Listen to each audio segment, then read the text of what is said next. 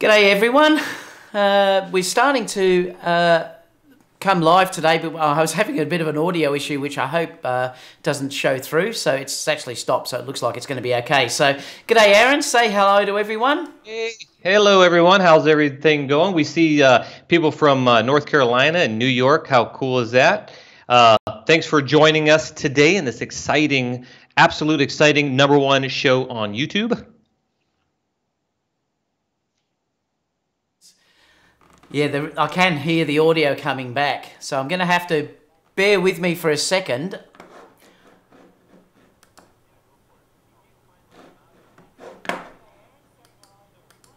And this didn't happen before, so he's going to work on that. In the meantime, I can see the chat here. And anybody else? Oh, coffee time, that's right. I don't even know if yeah, I guess I can be seen on YouTube. But today we're drinking coffee. Hey, who is from New York? Someone's from New York. I lost the chat from New York. But look, we're drinking coffee from New York. My wife came back from Miami and brought back an organic Italian roast.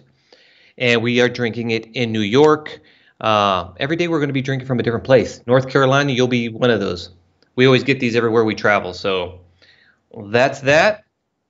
Hello from Korea. I haven't been to Korea, so I don't think I'm going to have a mug for Korea, but thank you for coming by, flying high or low from Korea. So let me switch to me for a minute. Yeah, I've got an issue because I'm hearing double audio at the moment. This is really weird. It's quite strange because there's a big delay through YouTube and it's coming back to me and I'm hearing something that's happened about 40 seconds ago. So I'm trying to work out how to switch it off. There's got to be a way that I can turn this off through here. Let me have a look.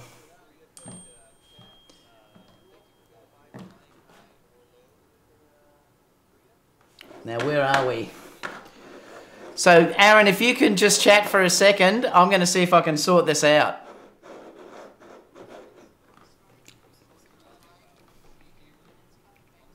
What nothing to do. Who we got here? I do drink coffee. So Thomas is saying our audio sounds good on his end. Yeah, it should sound good on your guys' end, but what's taking place here is we are watching ourselves live like on YouTube, so we can read chat, and then for whatever reason that's coming back into David's headphones. So everything you're hearing like right now. Oh, did you fix it? Well, I had to close the live streaming window. It was that for some reason, and I couldn't work out on earth what was going on there. It was hilarious. It was sort of doing my head in because I was having me talking to myself, you popping in, and it was really bizarre.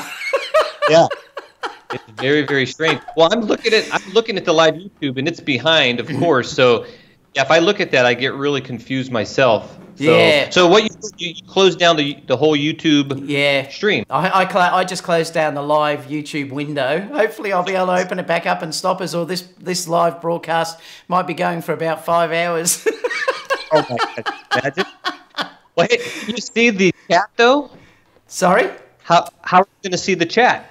No, I can still see the chat. It's only the live connection that I closed down because for some reason I've never had that happen before where I was actually hearing that coming back to me. So it was actually the live YouTube window that was causing the issues. Everything else is still working fine. The chat's working and everything. It's only the part that you connect to the live events that I've closed.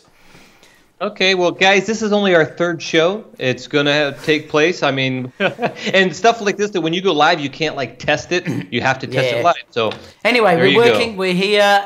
Just saying hello to everyone. So stacks of people are popping in on the live chat. Just say hi, guys. This is a little bit different. So what we're actually going to do here is we're going to just choose some questions to ask or answer. So we're not going to sort of bring that live chat up. We're just going to sort of read questions that come out during the show anytime we see something. Just let me put my watch into... One thing I would tell you guys in the chat too is if we don't see or answer your question, because I'm new to this live thing, so for me it's like really hard to read chat. David does pretty good, but if we miss a question of yours, after the video is over, you can always go to the pre-recorded and leave a question in the comments section there. That way, after the show and even maybe tomorrow when we're not trying to do all this stuff, we can get to your questions that way. So keep that in mind as well. I'm just laughing. Some guy, who is it, just said that? I love it because someone just said, "Who is the guy with the hair, Conrad?" So yeah, who's the guy? Aaron, you better introduce yourself because, like last time, just a quick introduction just for people that don't know you. Yeah. My name is Aron J. Anderson. I have a YouTube channel. I am a videographer and a photographer. Been doing that for 14 years. We're not going to go since I was 14. We already did this on show episode 1. So if you want to know a little more about me, you go to AronJAnderson.com, Aron J. Anderson on YouTube, Instagram, and all that stuff. And me and David, he came to me say, hey, let's do a show together. So we did. And to know more about me, go to the first episode. This is the 3rd. Go to the first one, and I talk a little bit more about myself. So that's fantastic. Oh, look, we've got so much to show you guys today. I mean, we've got some really interesting stories. Now, this, like I said, this show is more generic in the way that we look at things. So it's not just Sony orientated. If you want to get that, obviously tune into my Friday live shows. This one's going to be sort of open to everything. We're going to talk about some Fuji stuff today. We're also going to talk about a camera bag. We're going to talk about the CIPA camera 2018 sales, sort of in detail as our main story. So we've got stacks that we're going to show you. We also have a couple of images that we're going to discuss with you as well, and sort of take you through how we shot that and our thoughts behind that as well. So yeah, we're looking forward to it. How's your week been anyway, Aaron? Oh, it's been great. Well, it's been busy as usual. When I first talked about David doing this, I said, yeah, I'm going to be the busiest guy you've ever met before because I'm so busy. But it's a joy to come in here and get this thing going and all that. And yeah, this week was really good. Now, David, I know you were very busy on the weekend. Yes, what were you up to? Well, my son got married on the weekend. Fantastic. They've been together. Thanks, Aaron. They've been together for a long, long time, and I'm going to show you one of the images that I took on the weekend. I actually wasn't the photographer. They asked me to be, but I refused. I said, look, guys, I want to relax and enjoy the day. Because I shoot so many weddings, I wanted to take in the moment. So I said I don't want to be the photographer on the day. So they hired another photographer. She was great, actually, but more lifestyle, a little bit different than the way I shoot. But I did take them out a little bit just at dusk to do a few shots, and I think the shots have come out amazing. They're beautiful. It's funny because the actual venue is going to use them in his advertising, so it's quite interesting. And Chantel said to me, I'd hate to sound big-headed, but Chantel said, my God, David, in 5 minutes, you captured the most amazing images I've seen. And I just laughed and said, oh, Chantel, your images are beautiful that you got from the photographer. But I will be showing you that. I was wrapped because, my son's already got 3 beautiful children through Chantel, and they finally made it, like legal and tied the knot. So it was a great day. Very cool. Congratulations on that. So apart from everyone saying hi, thanks so much, guys, for joining us here. You may want to, because this is on my chat, if you put the hashtag Aron J. Anderson or hashtag David Osler, you'll see that we then probably won't miss that question because it's a lot easier to find that question, and it shows up a lot easier. So let's get started anyway with the show. I'm just going to type in show start. Let's do it. While you do that, I'm going to pour my coffee. I've got this little thing that heats up my coffee because by the time we get on, it goes cold. Now, Thomas said, Aaron, your audio is punchy but overloading the microphone input. You need to simply move back. I think it's -10. Do you lower that on your side, David, or on my side? On your side, I think. Okay, let me just lower it down. Because I usually have it set up to sit this close because that's how I have it. Is that any better? Any less punchy? Yeah, let us know if that's okay. Aaron's just dropped his back just a touch. Dialed it down. Yes, so someone just said there, no pressure shooting your son's wedding.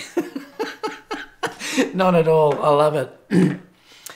Well, I was looking at my audio. I can't really adjust it. I had it actually muted, so I don't know where my audio is coming from. Oh. So, just talk, Aaron. I can probably drop it a fraction here. Hello, hello, testing 1, 2, 3. Maybe that's through this yeah, I dropped Skype it down. thing I or dropped it something. down. It could be Skype that's causing that. We're using Skype to connect, so it's a little bit different than usual. So Aron's joined us by Skype, and it could be something through that side. All right, so I've already got my coffee in my cup already. You can see it's a little bit frothy. Yeah, you and your frothy coffee. Cold frothy coffee. I love it. I just can't tell you what it really is because we'll be demonetized. All right, so let's go to the first story. Now, this one is one Aron actually sent me, and it's talking about a bag. So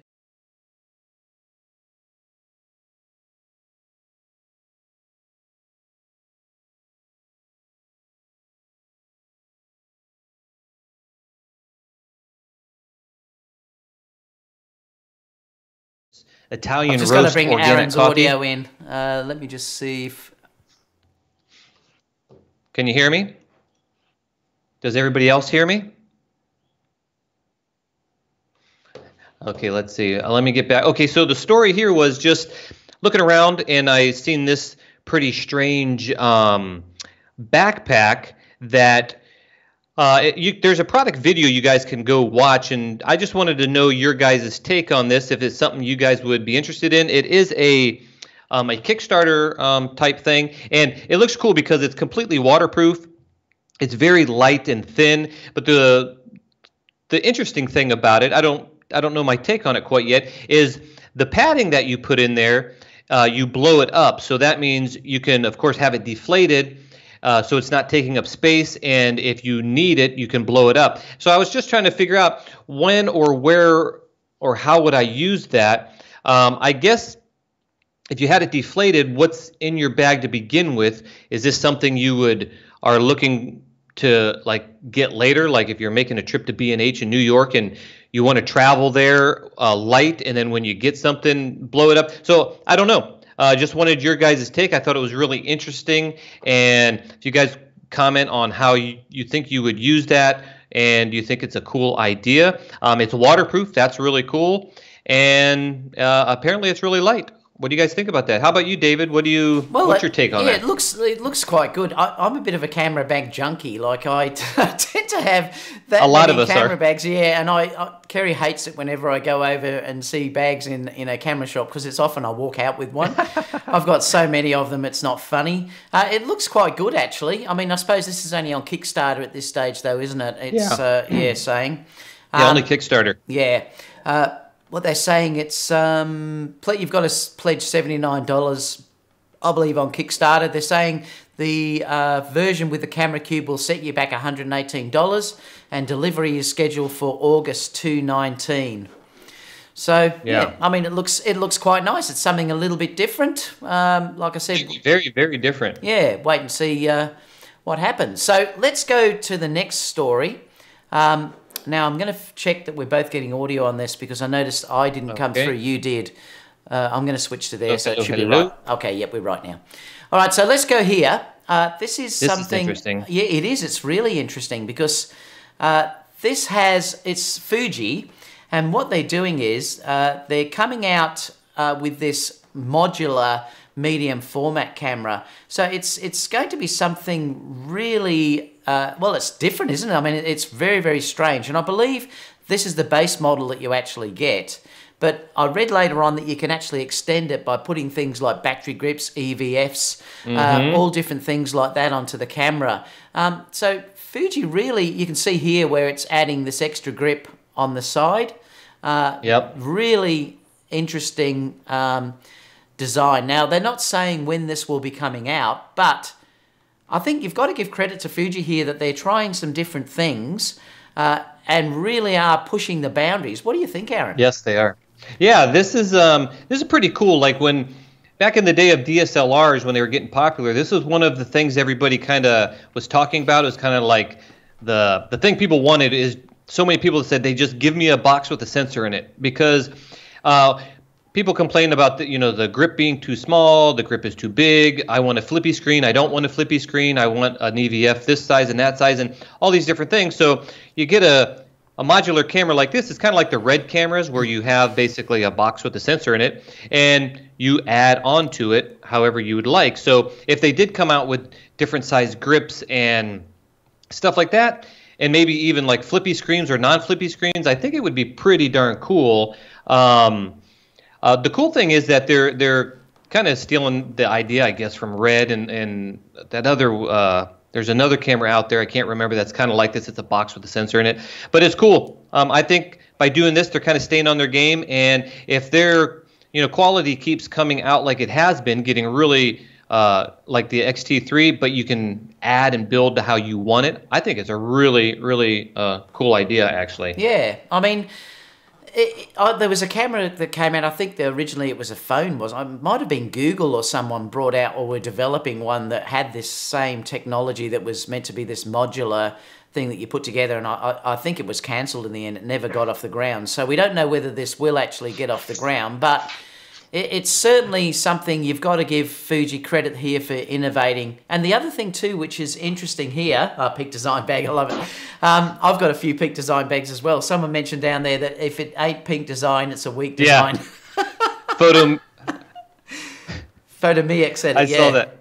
Yeah. Dan said also if it's like a Lego camera, and yes, it is a little bit like a Lego camera. But the advantage here, I suppose, is that you don't have to buy a whole new camera if you want new features. They could, in theory, add extra things in these modules, and you only have to buy the modules that you need. So it could be cheaper in some regards because you don't have to pay for everything that you want in one go, and you can build up over a period of time.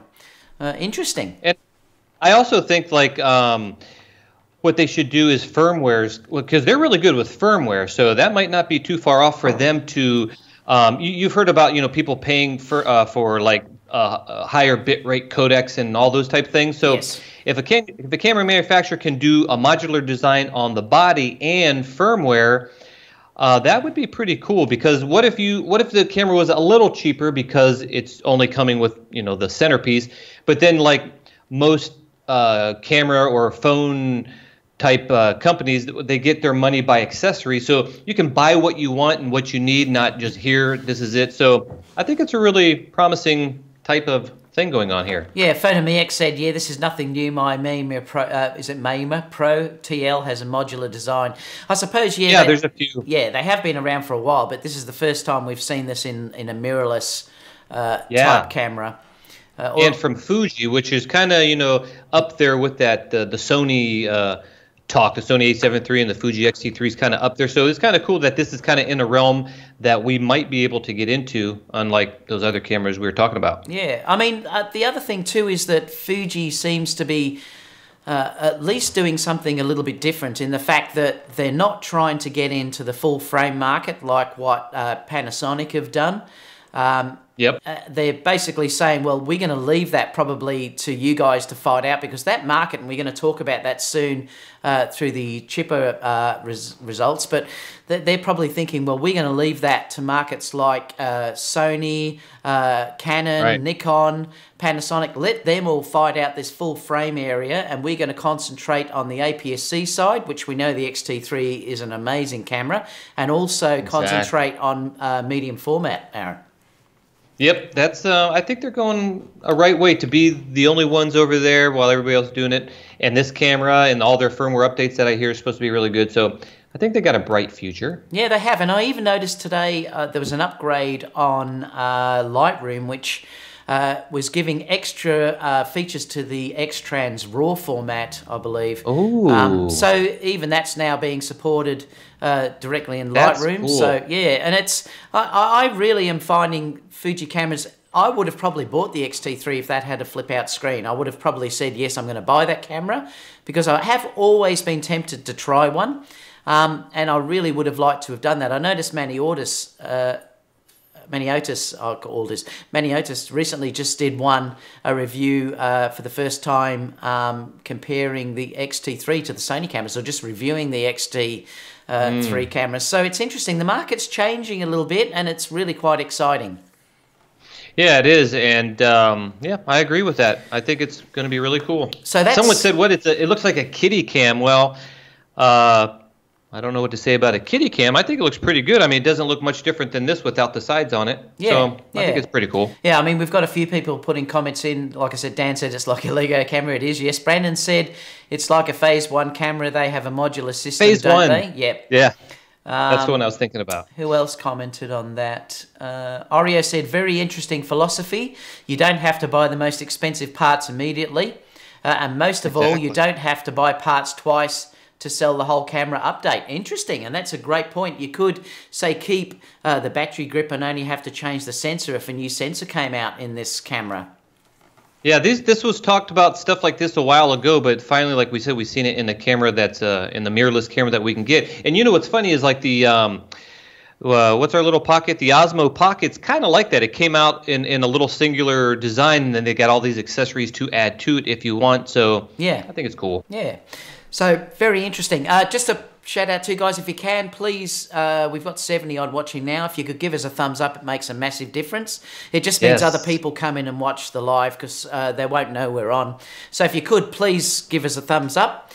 We really would appreciate that. Button. Now, the next story is this, and this is interesting because Prograde have just announced this software. Now, you do have to pay for it. So I haven't tried this yet. I mean, I'm lucky. It's only ever happened to me once where I had a card corrupt, and I was just thankful that I had a second card in my A9 because it saved me from a very highly paid job. So I was extremely thankful that I wasn't shooting with my A7R2, which only had one card slot. But Prograde have brought out this Digital Recovery Pro software, and it's for saving your files if they do corrupt. So let me just see if I can scroll down because I can't seem to access that. I think Safari's locked. It's been good today, isn't it? Let me switch back here. It's been great. What were you looking for? Well, I was just going to show the Prograde software that's actually come out. Let me just see if I can open up another window. I'll see if I can copy this and just launch it again. Now, I've had a free version of this stuff and actually used it one time because I actually did have a card failure too. This was a while ago, so that's why I always like the dual card slots. You got it? Yeah. So yeah, it looks interesting. So it's this Prograde software, and I think it says it will recover TIFF, CRW, CR2, DNG files, NEF. There's stacks of image formats that you can actually find there. 90 types of photo and video and audio files can be recovered with this software. And it's called Prograde Recovery Pro.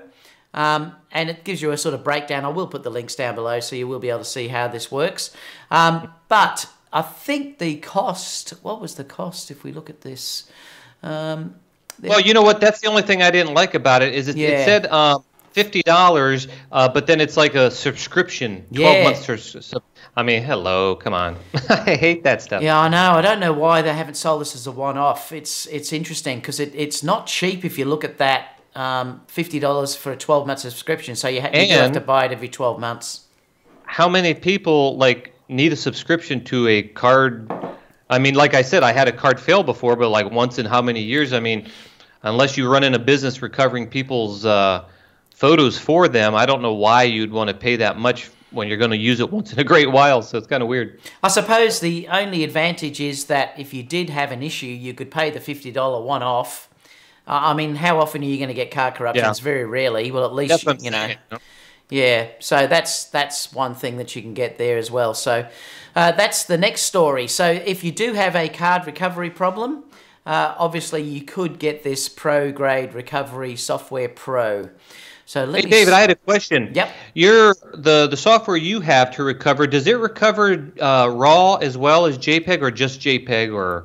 I bought software and I can't remember what it was called because when my camera corrupted, I actually purchased software to do it, and I can't remember. It was industrial software that I bought. It was I think it was $200 or $300. I can't remember what it was actually called because I only ever used it that once.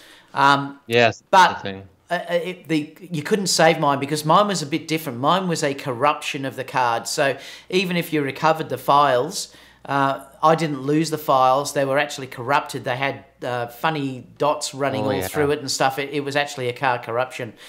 So recovery software wouldn't have saved it in that regard. This will only probably save it if you have data loss as such. You know, then it's probably going to work. But yeah, I had a corruption.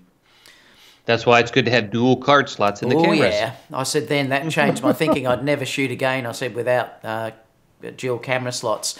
The next story is Fuji are announcing, or there's rumours, these are the leak photos of a new, it's sort of their lower end camera. It's the Fuji X-T30.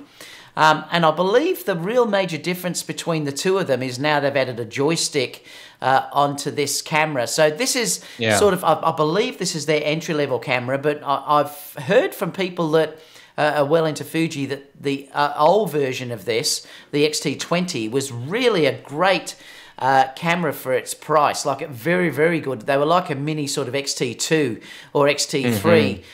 So they're meant to be a very, very good camera if you want to get on the low end. And I believe the thing that they've added, which was missing last time, was a little joystick that they've got down here. Once again, it's sort of Fuji innovating again and throwing products out.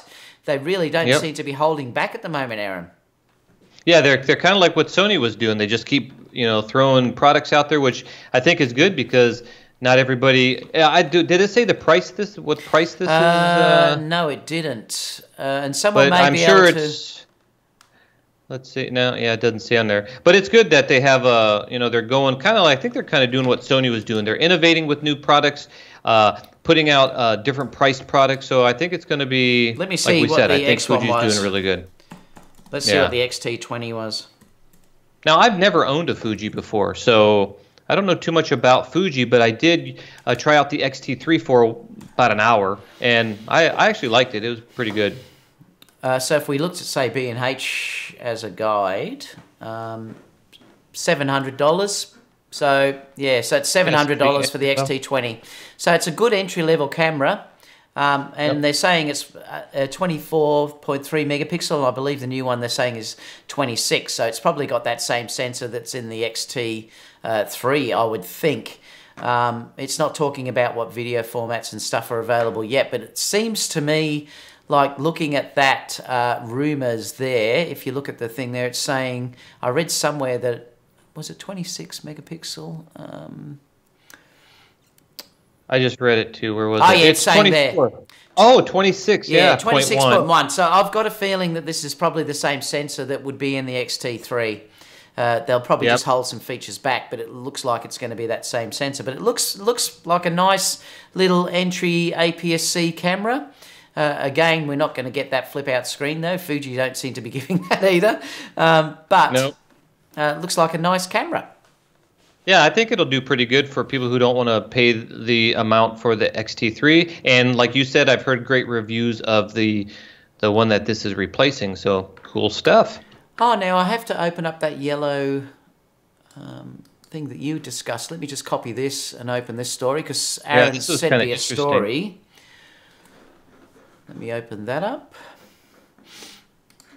because I missed that out from the show notes. New window. So, Aron, did you want to talk about this? Yeah, this was kind of interesting as Dave was looking for this. This is a filter. Now, okay, so many times I would be out in the streets, city streets, and you have those terrible color casts from the sodium lamps on the streets. Whether you're doing video or photo, I think they're kind of selling this as for photography, but video I would assume is the same. And what this cool filter does for any of you out there that likes to do nighttime shots in cities is this apparently takes out the wavelength of that horrible yellow orangish color you get from those sodium lamps on the streets. And so I just really wanted to kind of put this out there for anybody who does that type of work, because I know a few people who only really do nighttime type shooting, not skies, but like in the cities and stuff like that. And this would be, I think, pretty cool to have if you are one of those type of shooters. So that's just kind of a heads up for anybody out there that are sick of those sodium lamps, which are really disgusting. You can't even can't even color correct it sometimes. Yeah, particularly like you said for video, because you haven't got the control like using RAW, Exactly. like we have, you know, if we're shooting RAW for stills, where you've got a lot of control over white balance, but video you haven't. As a guide, 67 millimeter is $108. So it looks like they're not cheap, but they're not ridiculously expensive either. Yeah, I think they're pretty doable. I mean, they're about the same price as like a variable ND filter, I guess, on the low range ones. Yeah. So yeah, I thought that'd be kind of cool, especially for video, even though they say photos. Yeah. So that's about it. All right, so let's have a look through here. I'm going to bring up the Lightroom image. So what we're looking at here, Aron, is your image. So did you want to take us through what you were thinking about when you did this one? It looks beautiful with the stable, obviously, is it? Yeah, thanks.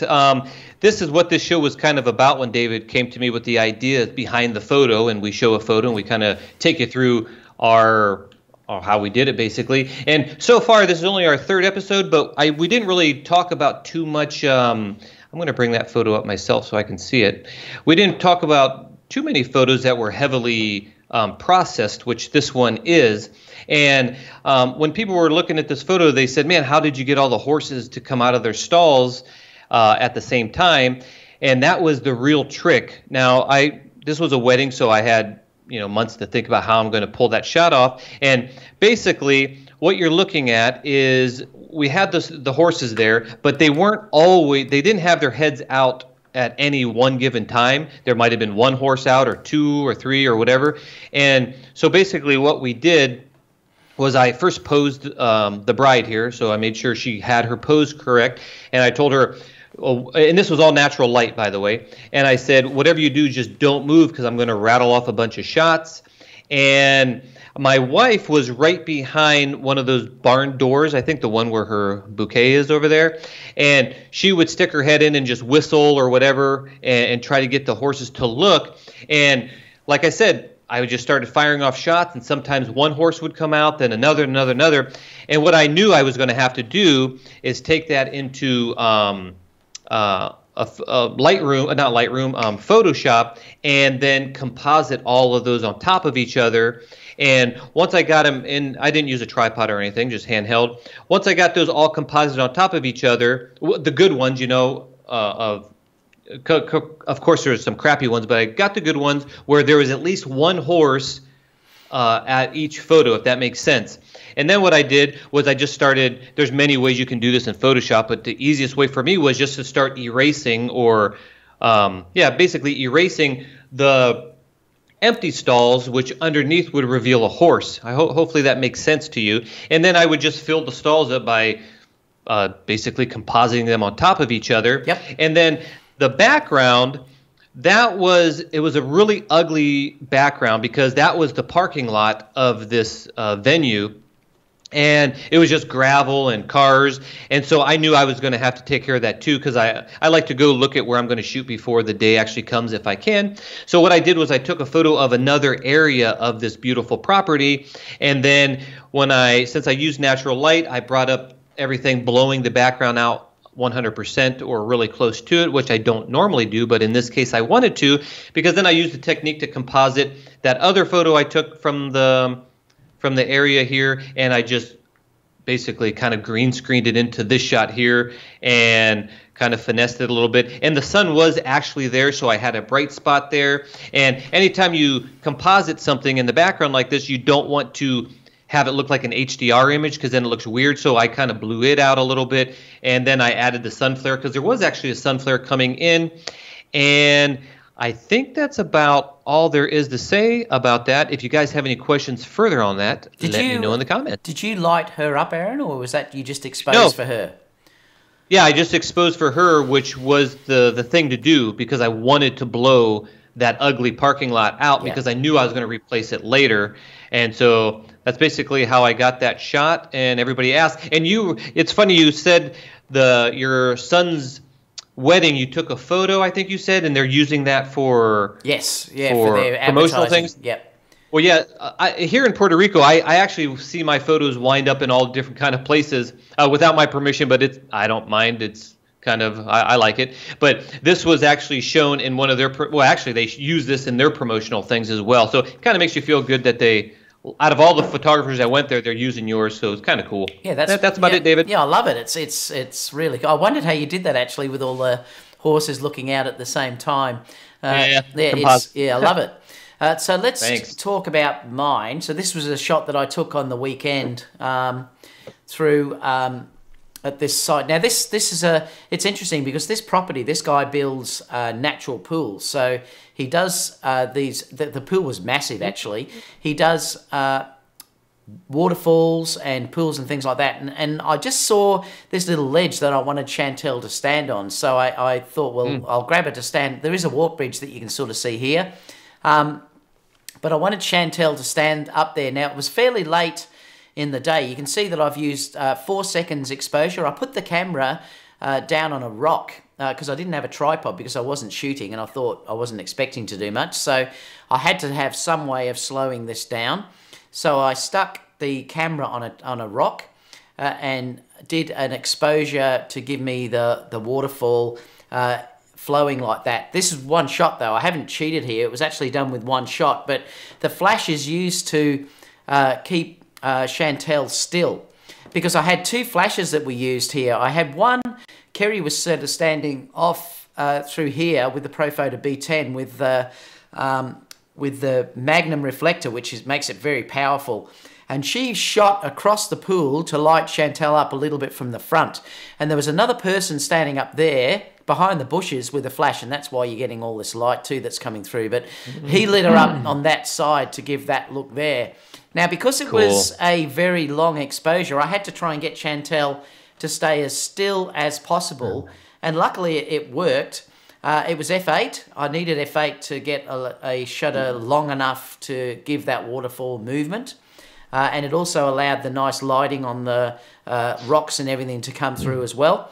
And Chantel was just lit basically from these 2 flashes that had grids on them, so I didn't have any spill coming onto the rocks and things like that. But yeah, so I'm very happy with it. It was f4. It was 4 seconds, f8, ISO 100, beautiful. And it was 35mm Sony f1.4 lens, and I'm really, really happy with how it actually came out. You know, I'm very, very happy with it. Like I said there. Oh, it's amazing. Yeah.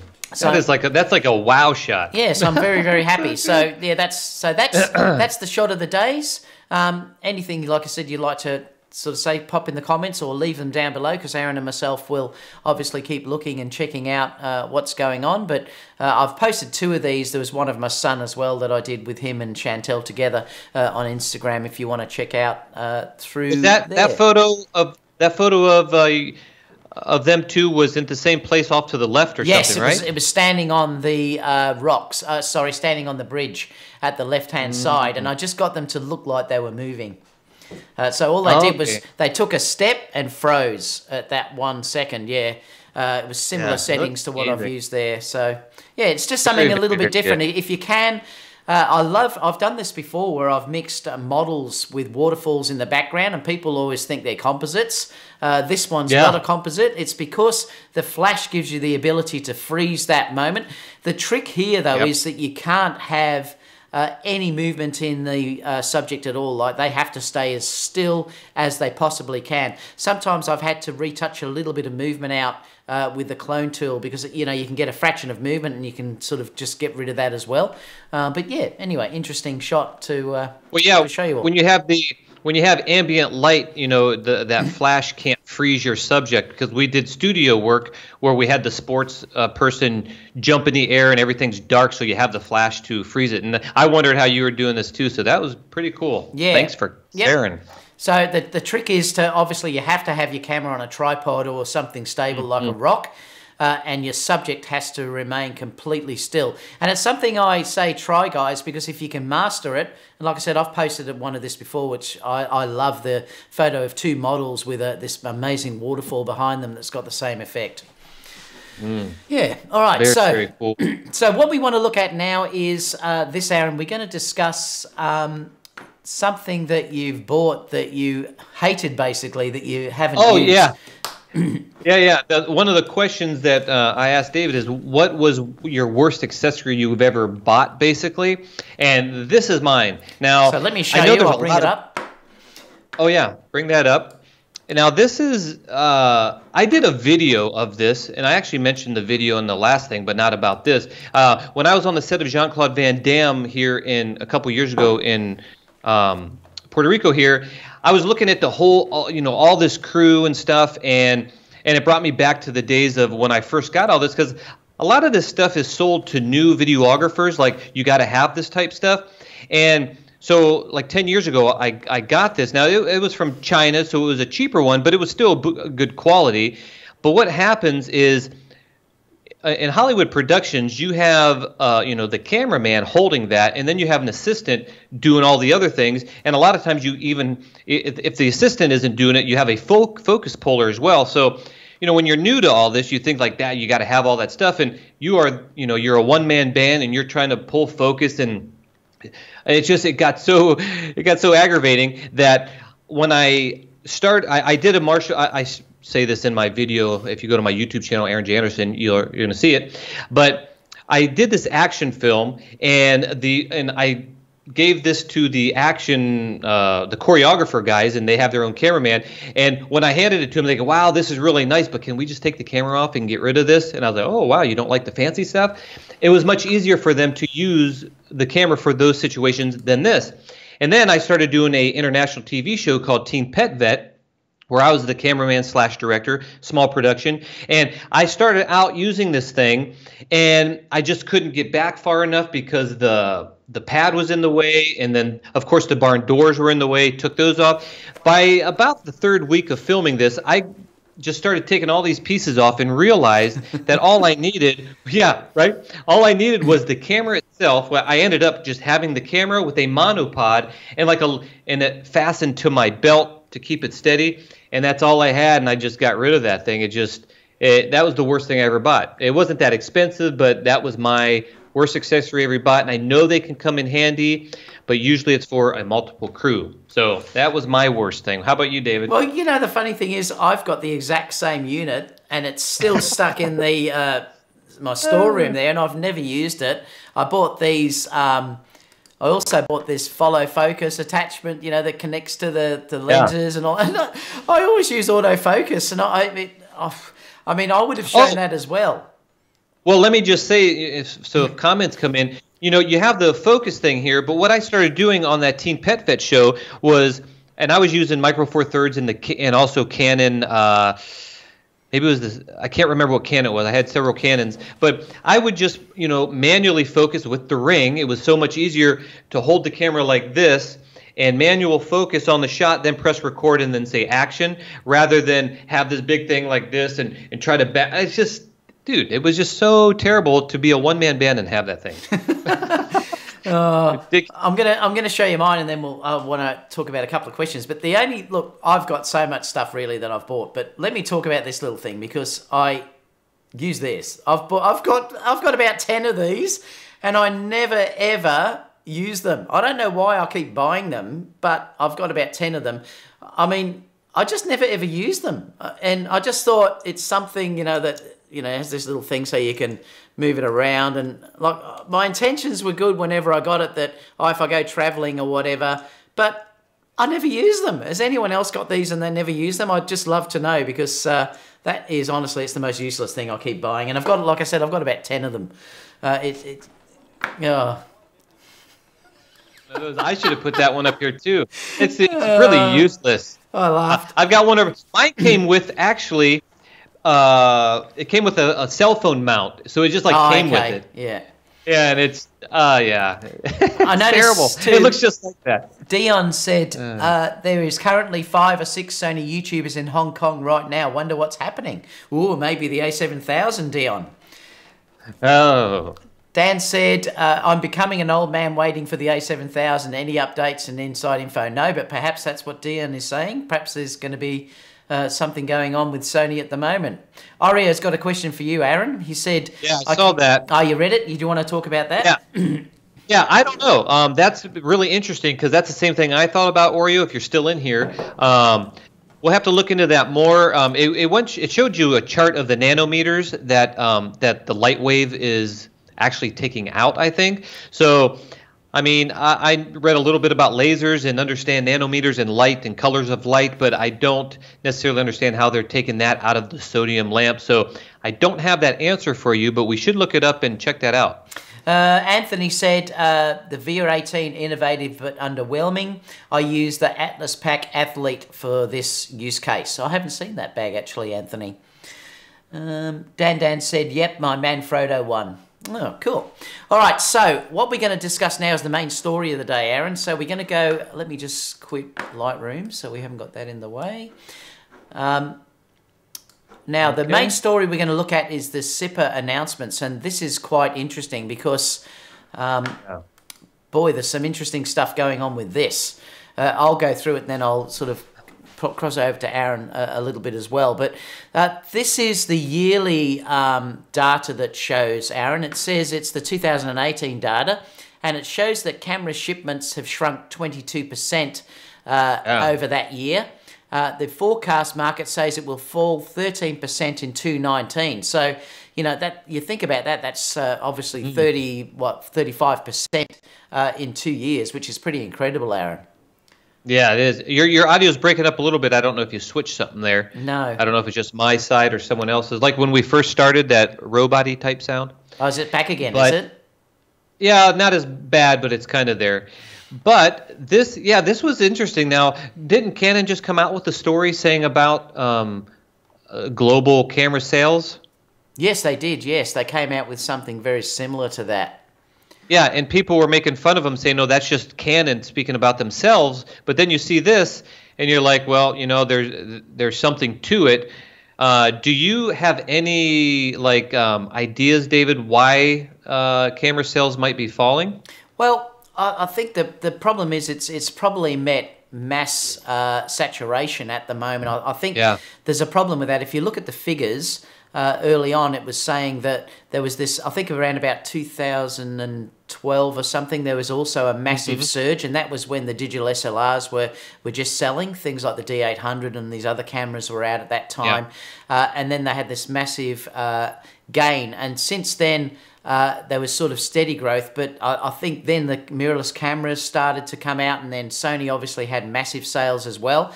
And perhaps it's just reaching the point now where we've met a point where people are saying what I've got is good enough.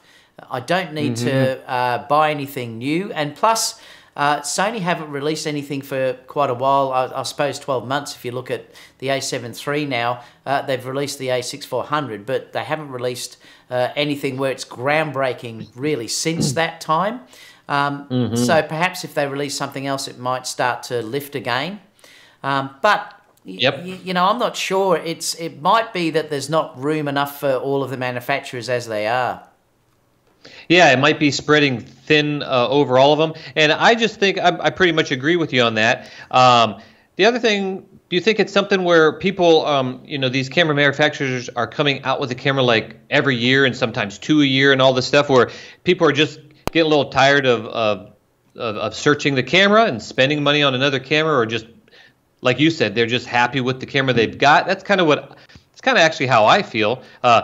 Especially with the A7 III, I feel like it has everything that I need, except that flippy screen and 4K 60p as we talk about. But I just think because when you look at YouTube, it seems like it's still going strong. The cameras are coming out and everybody's making videos of them, but the sales aren't. So I think people are just getting maybe tired of it, or maybe that's just me. Yeah, I'm not sure. It's interesting. I'm going to go to another page. And how's the audio? Is it still breaking up, Aaron, a little bit? No, it sounds good. Yeah, I think the worrying side to this, and I'm going to go to another page in a second to talk about this, but the worrying side to this is actually the fact that if the sales continue to drop, the R&D development is going to also drop, because they have to make a certain amount of money before they can justify the R&D costs that are actually involved. So the interesting thing is that if they're getting these massive drops coming in, you might find that companies like Sony, like Nikon and Canon are going to stop doing the R&D, and we're going to see less releases. Also, prices are going up, and you've seen that that's happening already with lens prices and things like that, that they're becoming very, very expensive. You know, so it's not good overall. I mean, they're saying in this document that abandon all hope, it's saying, is supposed to, is the inscription of the entrance to hell. That's what they're saying. It's just a heading. But they're saying camera manufacturers must feel the same right now. You know, and it's not good. I do wonder whether there's going to be mergers eventually in the marketplace. I worry about a couple of manufacturers, particularly. I worry about Olympus, because I really worry about that last release that they made in the Micro Four Thirds. You know, the cost and size of that camera, I don't think justifies it at all, and I think they're going to struggle. Panasonic worries me also in the fact that it does. You know, the focus is just not going to be there, being contrast detection, and I worry about that aspect as well. But, you know, are we going to get companies like that will merge with someone else? You know, and I keep hearing Sony merge with Apple, you know, and things like that. I mean, that's just a wild rumor that probably will never happen. But, you know, are companies going to sort of have to merge to get out of this? Because clearly the market's not big enough for everyone, and that's the interesting thing.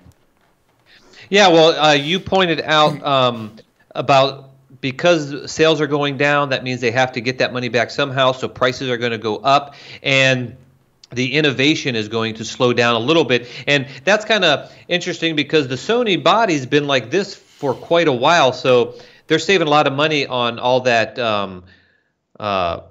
time trying to figure out to make a new body and all, because that takes a lot of money. So that's the other thing. It might get a little boring, is the cameras might just kind of stay the same like this for a whole, I don't know, when did the first the A7, does this look the same as the A7? I don't know how far. So it's like it kind of gets boring after a while. I mean, if it works type of thing. But they saving money on all that overhead of trying to come up with something new. So it could mean a little bit boring cameras in essence, I guess. Well, this is the thing. Well, let's look at this other things, because I wanted to show this other document, because this is very good if you look at it from a sort of graphical perspective. So that, and like I said, I'm not going to read through everything, because I'll put the links down below and you can have a look at the actual There's a video links. Too about this. Sorry? There's also a video that you're showing right now. Yes. That explains it pretty good. So yeah. So this is interesting, because a lot of people like to look at things in a graphical form rather than reading it, and this is really good for that. And if you're looking at the top, you're sort of seeing up here where it was showing mirrorless in 2014 compared to reflex, and you can see the difference in size. And if you look in 2018, you can almost see now that it's, you know, it's basically 50-50. And that's just going to keep dropping. They're saying there's a 2% increase in mirrorless produced, and there's a 12% drop in digital SLRs produced in 2018. Clearly, the writing's on the wall for digital SLRs. They, you know, within, say, 5 years, you probably will be lucky to find any in the marketplace. I know some of the traditionalists aren't going to like that, but I think that's probably what's going to happen. If you look down here as well, this graphical area here sort of shows the difference between 213 to 218. You've got mirrorless cameras in the yellow, digital SLRs are in the red, and non-interchangeable lens cameras are in the bright red, or sorry, the orange is the digital SLRs. And you can see how much the non-interchangeable lenses have changed if you look at that, Aaron. Yeah, it's pretty amazing, right? I know. I read that whole article and I was like, wow, things are definitely changing. So we can only imagine where they go. I don't know where it's going to go. Well, I predict 2019, you're probably going to see mirrorless cameras overtaking digital SLRs for the first time, I think, fully. Especially now that Canon have gone on board fully now. Nikon have also gone on board fully. So I think you're going to find that those numbers will change drastically in 2019. So you think they'll stop making new DSLRs? Well, they may bring out the real high-ended ones like the D5 or the D6 that's meant to be rumoured to be coming out soon. But I think the days are really numbered of digital SLRs now. And like I said, with the dwindling numbers that are happening with cameras as they are, the R&D costs, I don't think you're going to be able to justify the R&D into developing these new cameras. I think they're going to have to start tailoring the marketplace to what's selling. And that's why I'm saying, if you look at it, the numbers aren't going to lie. Digital SLRs, the R&D alone will not be worth the amount that they're actually producing. Yep. Exactly. That's how I feel about that. When's the last time you had a DSLR? Oh, 3 years ago, I think, Aaron, when I changed from Nikon. Yeah, see, I go way back to the Panasonic GH2. That was like a long time ago. So I've been in mirrorless for so many years. I've dabbled back and forth into DSLRs, but it's always been mirrorless for me for quite a while. Yeah, I was just trying to read here that they're saying, for what it's we see a trend we already know in the numbers. In 2019, fewer cameras were sold, but for more money. It's even more obvious in lenses. The companies reported more money coming from lenses in 2018 than in 2017, despite selling fewer lenses. So you can do the math on what this means for lens camera, lens pricing, and what will happen in the market in the future. And I've said this all along, that the bodies are disposable. This is the thing about that the bodies are disposable, but the lenses aren't. And that's why you're seeing lenses jump up in price so much. Like, the Sony G Master lenses are so expensive. The Canon new lenses for the R series are very, very expensive. And this is because they know that they're going to get less camera sales, but they'll make the money on the lenses. That's true. So very true. Interesting story. True you are. Yeah, so I think, look, I mean, it's not all doom and gloom, but there's definitely factors there where the industry is shrinking and shrinking reasonably fast. Like, if you were in sales and you were seeing those numbers coming up, you'd be screaming for help. So, it is quite bad what's going to happen. And like I said, I'm wondering how long the manufacturers can keep going as they are, Aaron. So, yeah, interesting. Well, someone brought up a question. I don't know where it went now, but they were talking about maybe the iPhone type camera phones are taking a bite out of that share, and I hear that a lot.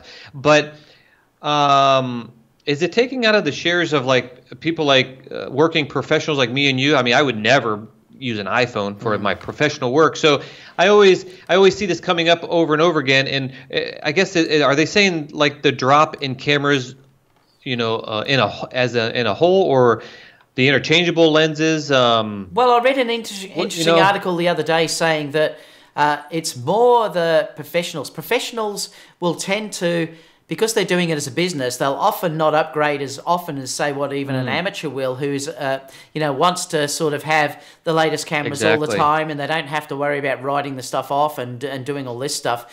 They're saying that at the moment, professionals probably have all they need in that regard, and so they're not buying as many cameras as what they used to do. Well, that's a really good point, because I know more professional photographers that have old cameras and they're still using them, and I'm like, wow, you're still using that thing? Yeah. Not that it's bad; it's going to produce amazing, but if they're just not on that role of let's get the next new thing. So I think you're really right about that. That's a good point. So I'm just going to pull over to a couple of questions. I've got the questions on the screen, Aaron, anyway, so we can quickly go through some. Where we hit down here? Dan said it's the mobile phone cameras. They are stealing the young demographic, I believe, and that will have. Maybe that's what I saw. Yeah, that will have a factor to it. I mean, clearly, if you look at the young generation now, everyone is in this selfie mode. Everyone is probably the cameras that you see, like the new iPhones.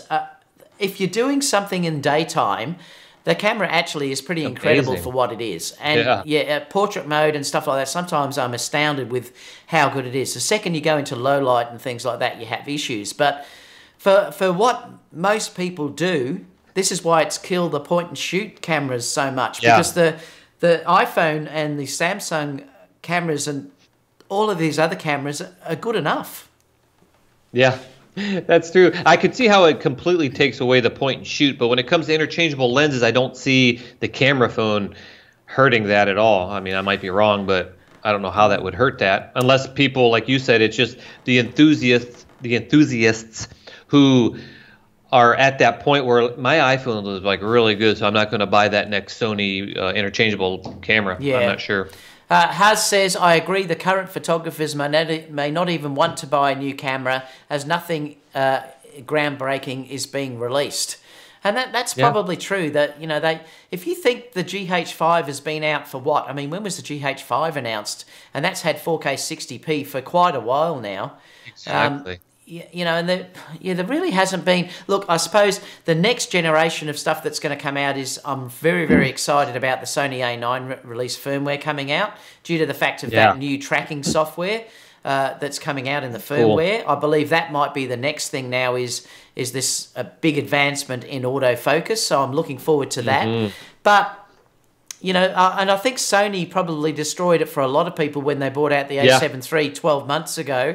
That blew everything out of the water. And, you know, that's one of the other issues. That how do you beat that camera? Even today, the Sony A7 III is, in my opinion, for what I shoot and what I need, is really unbeatable by any of the new releases. I mean, sure, some other releases have of cameras have certain things here and there, but in a whole package for price and what I need, it's the A7 III is like, I just can't be beat yet. So a lot of people, like you said, love the cameras they have, and Sony might have hurt that somehow. What have we got there? Mike said, I use the Hoya intensifier filter for astrophotography work. It's a must when you have that city horizon light in the shot. Works great. Flying High, Flying Low says newspapers are dying and they are just using mobile phones. Well, we know newspapers are dying. Magazines, I said to my wife the other day, we went into the newspaper store, and where I used to go in and there was whole stands of things where on cameras and computers, they've all gone. They have completely gone. And I'm not joking. The only thing that was basically left there was a few bridal books that, I don't know, brides perhaps still like to look at these bridal magazines. But I'd say 90% of that industry has gone if you look at the amount of magazines in a shop, Aaron. Well, I mean, I remember where that's where I would go. I would go to the bookstore to find magazines on the new gear coming out, or how to do a certain Photoshop tip or something in those magazines. But now with the internet, it's just like, well, not even now, but for a long time now, you don't even really need those. And I do kind of miss those because it was kind of fun to go down there and look through those. But I mean, I could do I go down to the bookstore, the mall or whatever, go find the latest camera coming out in a magazine, or just I'm right here, I just look it up and get a plethora of information on it. So, it's gone. It's weird. Another thing there too is 42 Pros is saying the basic camera A7 III set the bar so high that people are happy and others haven't forced Sony to release something new. And that's so true. Yep, it is. Let me just read a couple of others before we call it a day. Dion has said, the Canon EOS R and the RP have different bodies. That seems so inefficient to me. Sony's same bodies for each range makes it cheaper to do the R&D. And you're right, Dion, that's so true. And this is why, as well, the camera manufacturers keep the sensor the same and the processors mostly the same in all of these cameras, because they can't justify the cost of having different sensors in all of the cameras. So you often find that they're the same, but the firmware does different things for each of those cameras. So they either give you extra features or they hold back on extra features. Well, maybe you've said this, but like the A9 is an amazing camera. I think that sensor is capable of doing more than it's doing now. But when maybe a new camera comes out with faster processing, they can still probably use that same sensor and not have to make another one to give us features that we can't even dream of at this point. But I think that's a valid point as well. Aureo said, Aron, he said, a lot of pro photographers in the wedding business here in Italy use the old stuff as well. Yeah, it's the same. I mean, here in Puerto Rico, I can only speak about Puerto Rico and the people I talk to. I don't live everywhere. But almost everybody I know has, they see me in events and stuff. Go, oh, look, a camera, whatever. And I say, what camera are you using? They're still using the same camera they used 5 years ago. And there's nothing wrong with that, like I said. But I think a lot of people are maybe kind of holding back, kind of like I am. David, you haven't bought a new camera either, so no, we're all kind of doing the same thing. That's why That's why the things are going down, maybe. I don't know. I'm still waiting for something with a flip-out screen, Aaron, that I can use and purchase. The first company that brings out a flip-out screen with decent video for me, they're going to get my money. Yeah, but we've talked about it before. We don't know why they're doing that. Flying High said, nowadays people are interested in video and not of photos and written things. And you know what? This is true, and this is what I keep telling people, that my biggest suggestion to all of you photographers out there is to not just concentrate on stills, because the future is not stills. The future is stills and video together. Remember, you're dealing with kids that come up, like my grandchildren do. They've got YouTube channels. They're doing video of themselves every single day, and they're going to demand that video is given to you. So if you're a wedding photographer, instance, the future is not being a wedding photographer as such. If you want to stay in business in the next 10 years, you're going to have to offer hybrid or fusion, which is a mix of stills and video at the same time, because it's just going to be asked for. And that's why it's so important for camera manufacturers to consider video as well as stills in their camera bodies at the same time. Do you agree, Aaron? Or? Yeah, I completely agree. And that's why in this show, since I mainly did videography as a pro longer than I did photography as a pro, and we want to bring more video stuff into the show. And we were going to do some tutorials, but we're running out of time, and I was going to have a video thing. We'll do that next week. But I completely agree with you, and also with those features that I think it was Panasonic that brought the feature of filming in 4K and pulling an image from that video. I think that's might be a future type thing where you're always filming. It's going to just, the megapixels that you're going to get from those are going to keep growing and growing. And pretty soon you're just going to be filming everything and then pulling stills from that. Now, I know it's a little time consuming, because who wants to go home and watch an hour-long video and pull photos from those? But that's going to be the thing. You watch that we're going to be just taking video and pulling from that. So, yep, I do believe you should start learning video, and yep. I mean, the great thing here is, and this is why I sort of can't understand people being upset about that, because you use your skills. Like if you're a videographer, you still have skills that will translate over to stills. If you're a stills photographer, you still can use that in the video side, like your lighting and everything else comes into it, your posing comes into it when you're doing things. So they are very, they do sort of merge in a lot of the things that you do, and it's a real advantage. But you're still going to have the idea. So it's not taking out the art of anything. You're still going to have that idea for the art. You're still going to have the skills in lighting. You're still going to have the skills in posing and directing and things like that. Having that idea is what will make you different from, say, someone that doesn't have any idea at all. So the art is still there. And I think the main thing I can say to people is you should never underestimate the art, because at the end of the day of all of this, the art is the only thing that's going to keep you in a job. That's going to be the only thing that will give you a point of difference to what others are doing there, like with phones and everything else.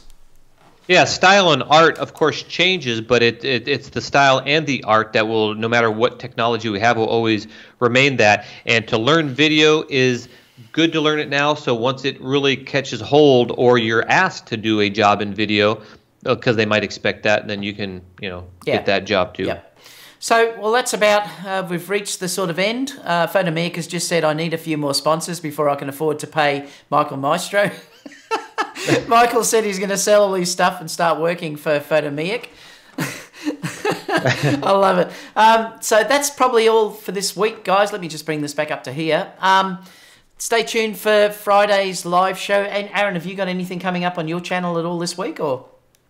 I'm not sure. Like I said, I'm so busy. That's why I like doing this. It kind of brings me and forces me to do a video, which I love to do. I might talk some about lenses and using the what do you call it? The crop mode in these Sony A7 III. I got some tests I'm going to show you that it was actually quite shocking to me. I'll post those on not ours, but David's Facebook. Can you bring? I was going to bring it up. Let me. I was going to bring it up here.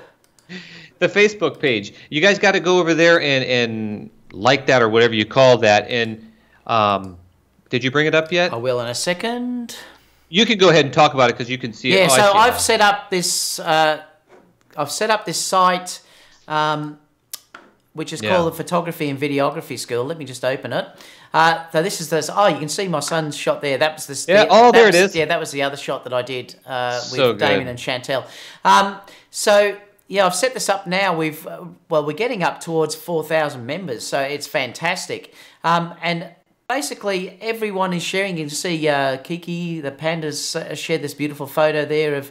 That's nice. I think it's where he's staying at the moment. I can't remember. Wisconsin.